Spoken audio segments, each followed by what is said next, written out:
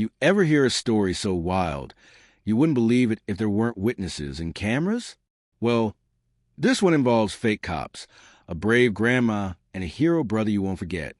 Before we dive in, comment what city or country you're watching from. Let's see how far this unbelievable story travels. It was a sunny Thursday afternoon in a quiet suburban neighborhood.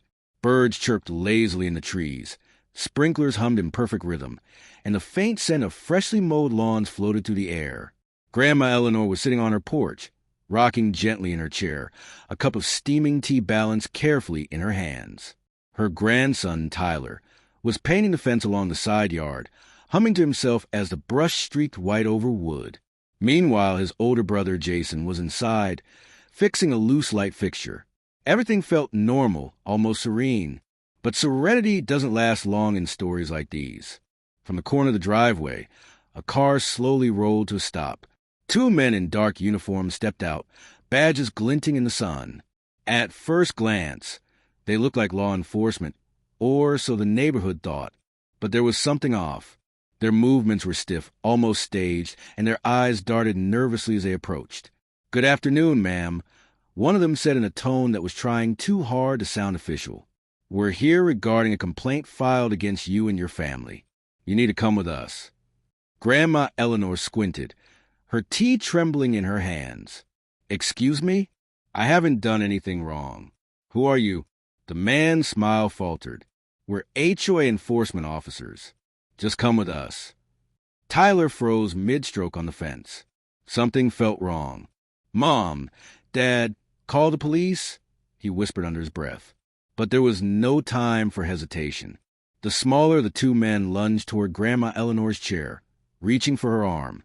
In a flash, Jason was at the door, his face pale but determined. "Hey! Back off!" he yelled, his voice cracking but firm. The first man turned toward him, pushing past Tyler. Jason's instincts kicked in. With a swift motion that seemed to stretch in slow motion, he grabbed the attacker's wrist, twisted it, and sent him stumbling backward. Before the man could regain his balance, Jason propelled him to the living room window, the crash of glass echoing like a gunshot. The second man, seeing his partner on the floor outside, charged. Tyler grabbed a nearby garden hose and swung it toward him, startling him just enough for Jason to intercept. They grappled in the yard, furniture and tools scattered around like props in an action movie. Jason's training and adrenaline gave him the edge. With a firm push, he sent the second man sprawling onto the grass, immobilized. Grandma Eleanor, still clutching her tea, watched the chaos unfold with wide eyes. "Jason, Tyler, are you okay?" she called, her voice trembling. "Mom, we're fine. Go inside." Jason shouted back, keeping a careful watch on the subdued intruder. Neighbors began to emerge, drawn by the commotion. Phones were out, cameras recording, and whispers filled the air. "What's happening here?" someone asked. "Are those cops?" One neighbor stepped closer, recognizing the men from earlier suspicious activity in the area.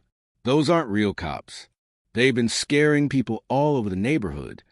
It was a revelation that sent a shiver down everyone's spine.